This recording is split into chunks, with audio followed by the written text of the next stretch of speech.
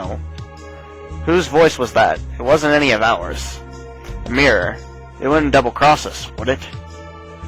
Kid heads out the door, bolting down the corridor. I frantically chase after her, easily as eager as she is.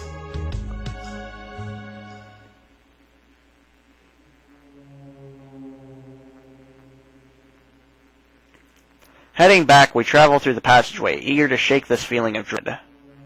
After walking a ways, we come to a beautifully decorated set of doors on the left. This is Riddell's room. Enter the room, keep on walking, head back. We want to keep on walking. Continuing on through the passage, eventually we come to a branch. We see an upward staircase to the left, as well as a stone archway directly ahead. We want to take the stairs. Follow Kid up the narrow set of stairs, hoping not to lose my balance.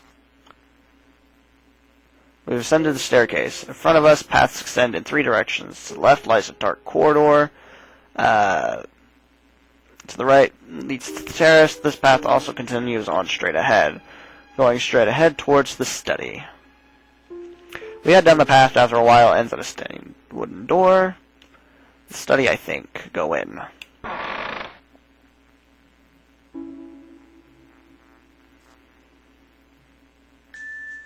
Okay, time to find that key, Kid says as she stepped into the center of the room, surrounded by row after row of books. Where did that crazy mirror say we could find it? Hey, Serge, pay attention when I'm talking to you. Huh? I thought you remembered which one it was. So which is it? The blue book in front, the red, purple book in front, purple book in back. It's one of the purple books, I know. I'm wanting to say purple book in back. You can read through all of them, but the more that you get wrong, the more that Kid will lose affection points. I think it's like 10 affection points each. Purple book in back? I'm pretty sure it's the purple back book over there, I think. Which one? Oh, I see it.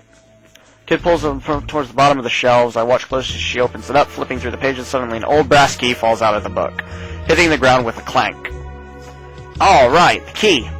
Throwing the book aside, bends over and grabs the key. Her eyes light up as she stares at it in her hands. We race out of the study, eager to see what awaits us in the vault. McGill follows behind a moment later after returning the book to the shelf. Nice.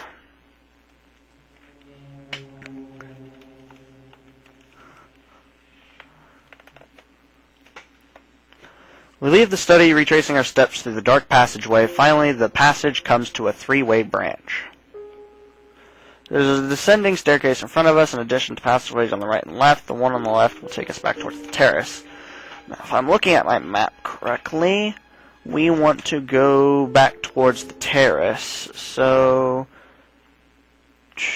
towards the terrace. After continuing on through the passageway for a while, the terrace comes into view on the right. I take a deep breath of the fresh evening air, hoping to calm my senses. So, if I'm here, I need to continue going forward through the passage. We make our way down the dimly lit passage. After a few moments, we come to an old dusty door on the right. So that's the clock tower storage room. Keep going down the hallway. I don't think the old woman will be there again to heal us, so proceeding down the path, we come to it. I wonder how much health I actually have. See, that's one of the things about this game is you never know exactly how much health you have or what Kid's affection points are towards you. So, all of a sudden you can pretty much just fall over dead. Or, you know, you'll get to the end and it'll be like, oh, you didn't get the good ending because, you know, Kid doesn't like you. Something like that.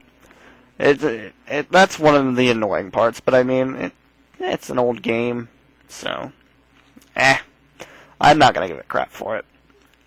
And it's still a good game, regardless. You're not even supposed to know about the affection points or anything, so I just know because I've played it.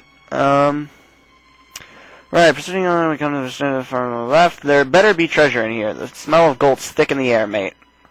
So, go inside. Better open now, says Kid, putting the key we found into the lock. The lock clicks were suddenly showered in all colors of light. Must have been an enchanted lock. Whatever's on the other side of the door has got to be good. Heavy doors open slowly. Careful. Inside the room, I gasp at the awesome spectacle laid out before our eyes. Despite the sparse light, a brimming mountain of silver, gold, and other precious-looking artifacts shimmer and twinkle throughout the huge treasure vault. Kid is almost drooling at the sight, but to be fair, a sight like this would captivate most people. Enormous heaps of riches are piled before our eyes, in amounts most people will probably never see in their entire lives. It looks to be authentic. Remember, our goal is the flame. Do not waste time with frivolities, says McGill flatly. Geez, I told you, I know. Regardless of McGill's warning, Kid can't help but be taken aback. She gawks at the room's contents in awe until... Hey, what's that? In the back, on the pedestal? There, a palm-sized jewel radiates a pale crimson light, resting patiently behind the other treasure. It looks as though it's a roaring flame that somehow has been frozen in time. The frozen flame.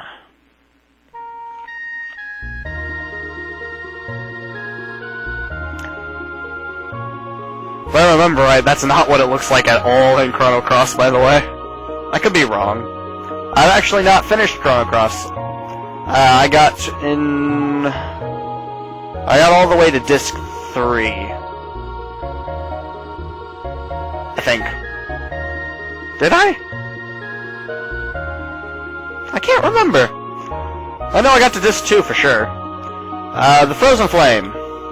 As McGill glides over towards the pedestal, I nervously call out, "Come on, take it," before someone realizes we're here.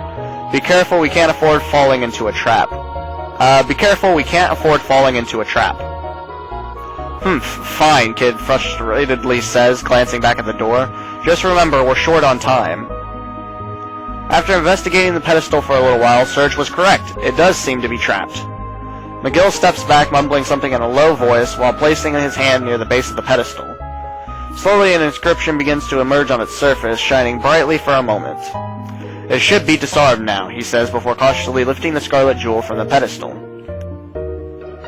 Serge's party got the Frozen Flame. Nice! Whew, we did it. With a sign of relief, I turn towards McGill. He's looking intently at the flame. Way to go, McGill. Alright, let's... Suddenly the gem shatters into 1,000 pieces in McGill's hand. It's a fake. Indeed, that fiend Lynx would never have left the real flame in a place like this. Damn.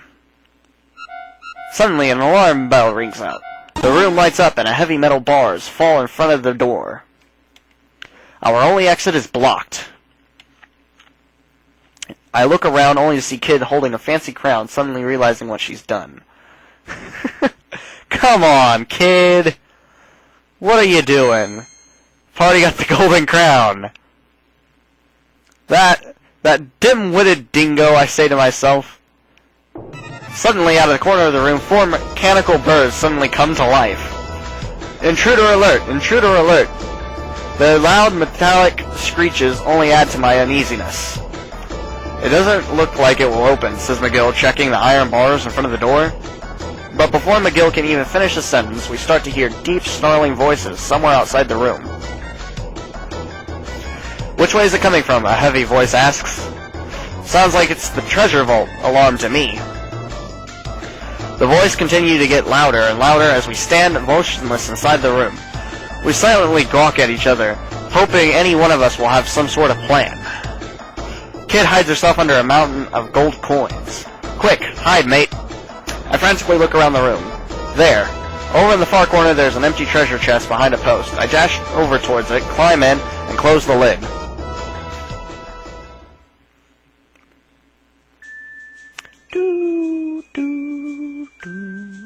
Looks like there's no one here, boss. That's strange. No one's ever been able to escape this old thing. Softly opening the lid of the chest, I take a peek out through the small crack and see 5 goblins, bedecked in armor, having unlocked the iron bars and standing just a few feet from me. They look around the room restlessly, peeking into the shadows. Eventually one of them raises his head to speak. Maybe a rat set it off. The cook was complaining about rats just the other day.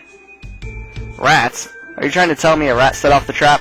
A fat goblin questions the other with a doubtful face. And with that, squeak, squeak, squeak, comes from the corner over by where Kid's hiding. Taken aback, the goblins stop moving and look at each other. After a little while, the chief slowly strokes his chin and says, "No, actually, wasn't it stray cats that the cook was complaining about?" Meow, meow, comes the voice a second time. Again, the goblins glance at each other. That's strange. What I heard was that it was a vicious Hecarim that raided the pantry, I think.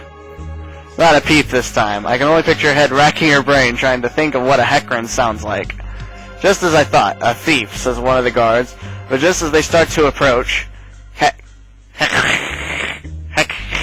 Hecarim! Oh, well then it certainly is a Hecarim. Without a doubt, one of them says, exchanging a smile with the others. Well, that's pretty frightening then. Come on, let's get out of here. The pack begins to file out of the treasure vault. But then suddenly the goblins all spring on the pile of gold. Well, what do we have here? Hey, get your hands off me, you slimy freaks, Kid says, struggling to break free. Slimy? A thief like yourself isn't in much of a position to criticize, one of them hollers at her. Kicking herself free of their grasp, Kid inches back into the corner of the room. Goblins start to corner her off, laughing to themselves. I quietly sneak out of the hiding place and sheathe my knife. Taking on an entire troop of armed goblins is a lost cause, even for Kid. What should I do? Frankly, I'm in quandary. I've got to save her. I've got to save myself. I gotta save her. Yeah, I can't abandon my friends, especially at a time like this. Gripping my knife tightly, I charge in the center of the room, shouting, "Hey, you stupid oafs!" They all turn around, staring at me blankly for a moment before their expressions turn to rage. You just come out of here to die. You just came out here to die, didn't you, little man? Gulp. You really want us to trample over your head that badly? Well, I suppose we can accommodate you, the goblin boss says, giving a deep laugh. Without a moment's hesitation, Kid shouts back, "Don't think you can easily pick a fight with the likes of the great Kid and get away with it." Wait a minute, so you're the elusive Kid? The boss asks, as its eyes soft and narrow. How sweet this is. Perhaps if I deliver your head to Lord Lynx, he'll give me a nice reward. The boss goblin takes its morning star from its side. The huge iron ball jingles down to the floor. Please don't confuse us with just any ordinary goblins. Striking fear into the hearts of men everywhere, we are Lynx's elite security force, the fearsome magical gobbler team. You got time to spout off on them, and you sure got enough time to get your asses kicked, Kid shouts, exploding with a fierce roundhouse kick. Alright, I'm going to turn this down a little bit. On my end, anyway. It probably didn't change the volume at all on your side, which kind of worries me because it's rather loud. I don't know if my mic is going over it. Anyway, roundhouse kick. I might not even have enough time to read through all of this because attacking is timed, like I said. The goblin team staggers dizzy in front of her attack. Let's get him, boys. Start with that little twerp over there. Metal balls begin to swing around, swooshing in the air at deadly speed. That gobbler attack, now. Sliding across the floor like the wind, the goblins simultaneously rush us. Goblin. Looking up, all I see is a goblin coming at me head-on, ready to bash its weapon into my skull. Parry. Frantically parrying the goblin's attack, I try to lunge with my knife. Quick as a mouse, I slice into the goblin's side, lets loose a snarling scream of pain as its putrid face contorts in agony. Kid comes to my aid, delivering a lightning-quick strike to one of the goblins. What's the matter, huh? Where's your magical gobbler skills now, or whatever you call it? Goblin can't help but collapse to the floor in pain. Kid boots it in the jaw before backing away for her next attack. Screwing around, Surge. Keep your eye on your own trouble. Another huge iron ball whizzes through the air, swinging down towards me. Roll over and dodge it. As quickly as I can, I roll over and try to dodge the attack. Yes! The iron ball smashes into the floor, sending sparks flying everywhere. It misses me by a hair's breadth as I frantically scramble away from the weapon. Looking up, and all I see is a goblin coming near me, head on, ready to dash its weapon into my skull. Dodge. Feel the gust of wind from the metal ball as it closely grazes by me. Somehow I manage to dodge safely, however I fall off balance and hit the ground with a thud. Beside me, an arrow of light jumps out from McGill's fingertips, instantly pulverizing the goblin. The goblin topples to the ground, half vaporized. McGill stares at it with his ever-present eyes of steel as his dark cape flaps in the breeze. Another huge iron ball whizzes through the air, swinging towards me. Ram the bastard! I forgot to think of a better strategy than just standing around. I quickly put my weight into the goblin, trying to force it off balance. Unfazed, the goblin moves only a little as I collide with it. I, however, bump off and tumble onto the ground. Ah! I scream as the goblin kicks me in the ribs. Looking up, all I see is a goblin coming at me head on. So, parry. Parrying the goblin, I try to lunge with my knife. Quick as a mouse to slice the goblin's side. This is an annoying scream as the creature tries towards an agony. Beside me, an arrow of light from McGill's fingertips instantly pulverizes the goblin. The goblin tops the ground, half vaporized. McGill stares at me with ever-present eyes of steel. Dark cape flaps in the breeze. Another huge iron ball was through. As far as I know, like, I don't know, strikes me square in the back. Basically, this scenario right here, fighting the goblins is completely randomized. Like, you have a 50-50 chance usually on whether or not what you do will be successful or not. I have no way of telling you, like, any set way to do this battle, because sometimes, like, as you can see right there, I tried to dodge out of the way, and it didn't work that time, so sending me clear off my feet. This is an actually really hard battle. I hit the ground with a hard thud as the back of my head smacks against the hard stone floor. I roll over and try to recover, but the throbs of pain are unbearable. Sing, boy, sing the song of pain! Scampering away, I suddenly see a dark shadow cover the ground in front of me. Fearfully looking up, a huge goblin towers directly above my quivering body. Die, the goblin roars, swinging the weapon down. No, I won't go that easily. Just then I start to hear an odd howling noise from behind me. I turn to see McGill's black wind spell, streaking out from his fingertips, transforming in midair into a countless number of razors. They fly like homing missiles into one of the goblins, cutting it to shreds. How can a human have such power? Who are you? Ugh! Goblin shrieks in fear as its body is effortlessly turned to pieces. McGill's expression remains unchanged as he silently surveys the scene, looking for his next target. How many have died? He's vaporized 2, shredded 1, and there was 5 goblins. Pretty sure me and Kid knocked down 1. There should only be 1 left. Long live Lord Lynx, Lord of the Magical Gobbler, says the last of the goblins as it comes trashing to the ground in a bloody mess. Whew, that's the last of them.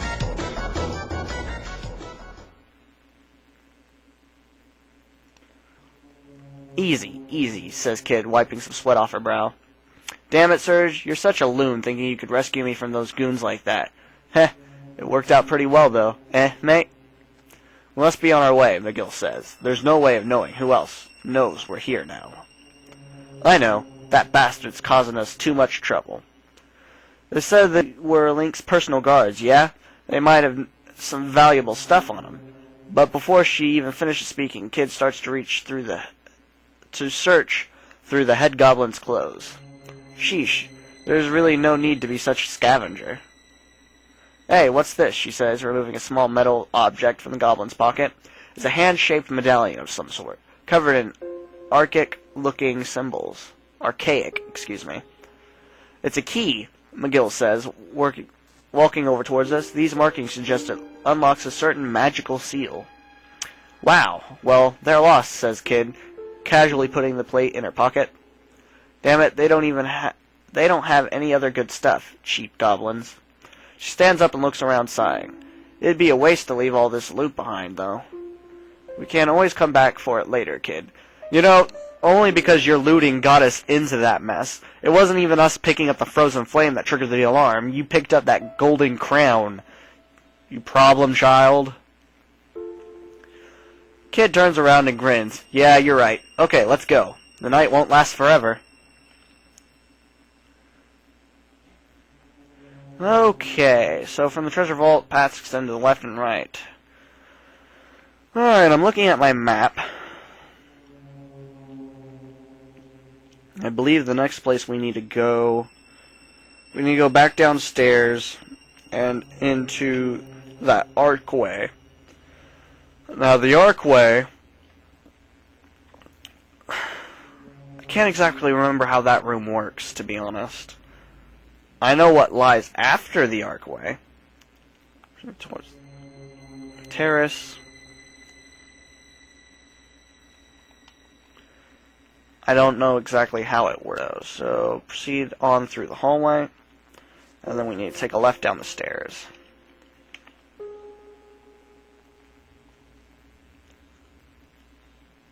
Take the stairs.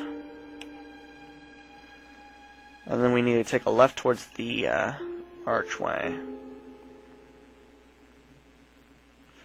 Staircase, to the left lies a huge stone archway, and the right narrow. So enter, go through the archway on the left. Or the archway, excuse me. Peeping in from the arched entryway, Kid looks astonished. Wow, look at this. I heard about these things. They're called atriums. A large fountain sits in the center of this beautiful room, looking across the way. Another archway, similar to the one, leads off into darkness. Whoa, cold! Kid exclaims, taking her hand out of the water. Coming to her side, I kneel down and peer into the pond. Leaning over the beautiful marble edge, I too feel the chilly water. From deep beneath the surface, a number of fish start to swim towards us. Right, this is what I thought happened. How do I fix this room? I forget. These buggers look expensive. Can't seem to see the bottom of the pond. I wonder how deep it is. Fish are a little restless, splashing here and there. Suddenly, Kid tugs at my arm, jerking my hand out of the water. Before I can ask why, one of the fish leaps out, snapping at me. We scramble to our feet and take a few steps back from the fountain. Many other fish soon follow, jumping out of the water, snapping at us. A few land outside of the pond. I kick one of them into a corner. Watching it violently squirm around, it appears to be a piranha. More and more of them emerge from the apparently bottomless depth. Having gotten a fresh scent of game, the piranhas start to splash around more viciously now, getting water everywhere. I wonder how many of these things could be in there. It looks like there are more and more of them emerging every second. Suddenly, a dark red liquid starts to erupt from the fountain. Kid leaps back at once. I'm shocked as well, staring dumbfoundedly at the erupting fountain. The gushing red liquid shoots higher and higher. The water level in the pond rapidly rises, taking on a disgusting red hue. Before long, the water level has started to overflow onto the floor. A bead of sweat rolls down my brow as I realize the room is about to fill with water. We might be able to make it to a safe distance before the piranhas reach us. Quick, what do? Make a run for the far exit? Head back to the staircase. Take care of these suckers. Head back to the staircase. Come on, we can't make it to the other exit, so come on, we're outnumbered. Splashing through the water, we turn back, heading for the passageway from where we came. However, a few of them manage to sink their teeth into me before I can get away. Kick off the last remaining few out of this vile room.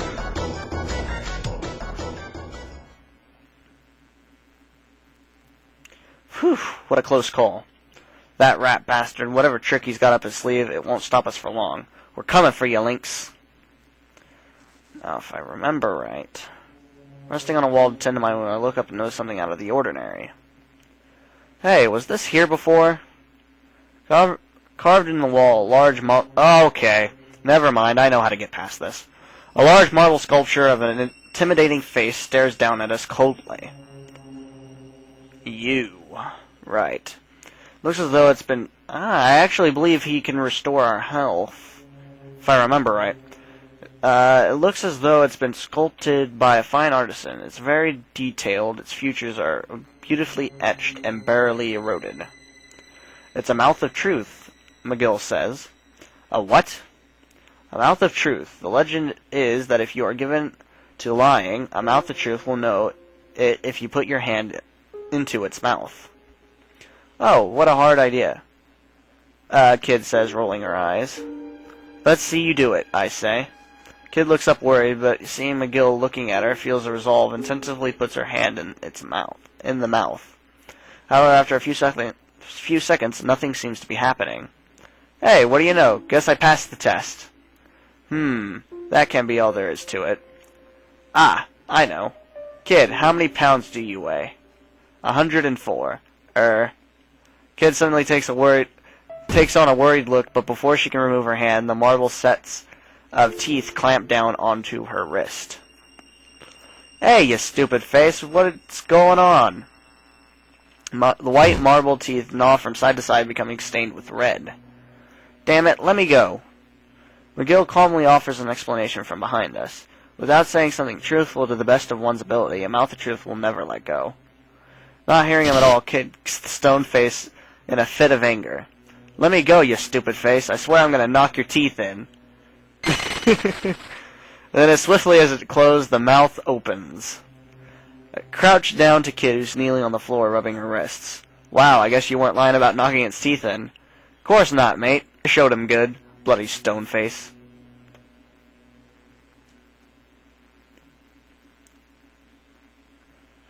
You didn't put anything inside the mouth, did you, Kid? McGill asks.